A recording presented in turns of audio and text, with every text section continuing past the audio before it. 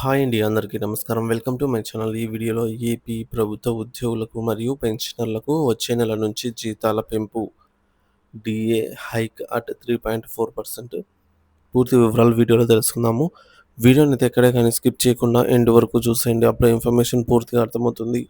Video చూస్తున్న ప్రతి ఒక్కరు వీడియోకి అయితే లైక్ చేయండి ఫ్రెండ్స్. ఈ వీడియోని తోటి ఉద్యోగ పెన్షన్ మిత్రులతో అయితే షేర్ చేయండి.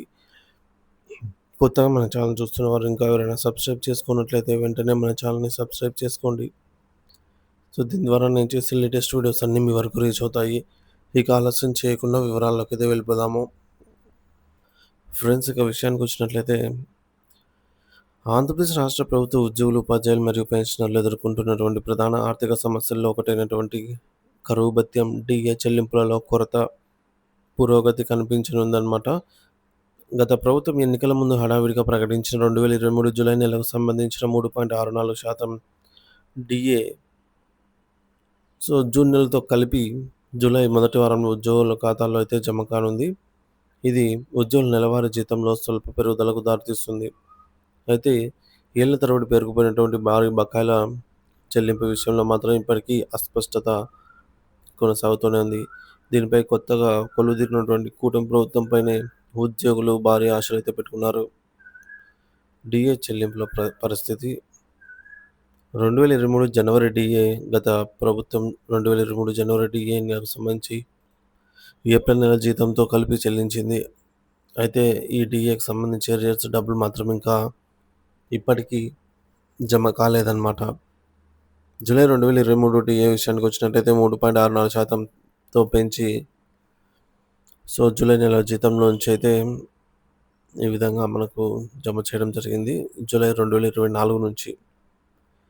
యాక్చువల్‌గా నిబంధనల ప్రకారంగా రావాల్సిన డీఏ వచ్చేసి వాస్తవానికి ప్రతి 6 నెలలకోసారి జూలై జూలై మరియు జనవరిలలో డీఏనైతే పెంచుతూ ఉంటారు. కేంద్రం మరియు రాష్ట్ర ప్రభుత్వాలు కూడా.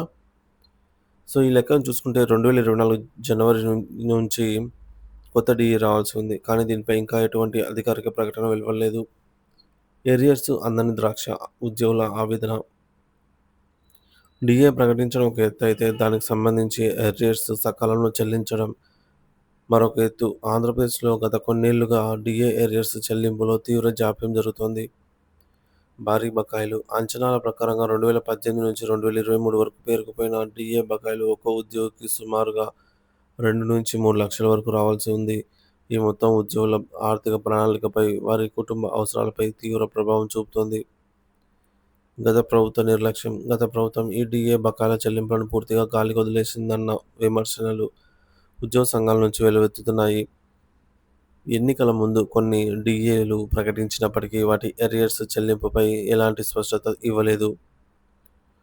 కొత్త కూటమి ప్రభుత్వంపైనే ఆశలు. కొలువుదీరినటువంటి కూటమి ప్రభుత్వం, ప్రస్తుతం ఉన్న కూటమి ప్రభుత్వం ఎన్నికల మేనిఫెస్టోలో ఉద్యోగుల పెండింగ్ సమస్యల పరిష్కారానికి హామీ ఇచ్చింది. ఈ నేపథ్యంలో డీఏ బకాయిల చెల్లింపులపై ఉద్యోగులు భారీ ఆశలైతే పెట్టుకున్నారు. మేనిఫెస్టో హామీ ఉద్యోగులకు సంబంధించి అన్ని పెండింగ్ అంశాలను క్లియర్ చేస్తామని కూటమి ప్రభుత్వం తమ మేనిఫెస్టోలో పేర్కొన్న ఉద్యోగులకు కొంత ఊరటనిస్తోంది. తక్షణ కర్తవ్యం. కొత్త ప్రభుత్వం తక్షణమే దృష్టి సారించాల్సిన అంశాలలో డీఏ బకాయిల చెల్లింపు కూడా ఒకటి అని ఉద్యోగ సంఘాలు నొక్కి చెబుతున్నాయి. ఇంకా పెండింగ్లో ఉన్న డీఏలు 2023 జూలై డీఏ నుంచి అమల్లోకి ఉన్నప్పటికీ ఇంకా పలు డీఏలు అయితే పెండింగ్లో ఉన్నాయి. అవేంటని చూసుకున్నట్లయితే 2024 జనవరి డీఏ. యాక్చువల్‌గా ఇది ఇప్పటికే ప్రకటించి ఉండాలి. 2024 జూలై డీఏ ఇది కూడా టైం దాటిపోయింది కాబట్టి ప్రకటించి ఉండాల్సింది. అలాగే 2025 జనవరి డీఏని కూడా కేంద్రం ప్రకటించేసింది. రాష్ట్రం కూడా ప్రకటించాల్సి ఉంది. వీటితో పాటు 3 డీఏలు అయితే పెండింగ్‌లో ఉన్నాయి. వీటితో పాటు 2018 నుంచి పేరుకుపోయిన డీఏ అరియర్స్ కూడా పెండింగ్‌లో ఉన్నాయి. ఇవి భారీ మొత్తంలో అయితే ఉన్నాయన్నమాట. ముఖ్యమంత్రి గారు చొరవ తీసుకోవాలి. కొత్త ముఖ్యమంత్రి ఈ విషయంలో చొరవ తీసుకొని ఉద్యోగుల న్యాయమైన డిమాండ్లను పరిష్కరించాలని ఉద్యోగ సంఘాలు విజ్ఞప్తి చేస్తున్నాయి. డీఏ అనేది ప్రభుత్వ ఉద్యోగుల హక్కని, పెరుగుతున్న ధరలకు అనుగుణంగా వారి జీవన ప్రమాణాలను కాపాడుకోవడానికి ఇది అత్యంత ఆవశ్యకమని వారు గుర్తు చేస్తున్నారు.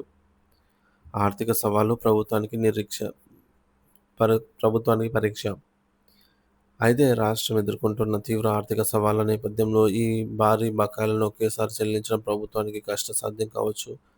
అయినప్పటికీ ఒక స్పష్టమైన రోడ్ మ్యాప్‌ను ప్రకటించి దశల వారీగా అయినా ఈ బకాయిలను చెల్లించేందుకు ప్రభుత్వం చర్యలు తీసుకోవాలని ఉద్యోగులు కోరుతున్నారు.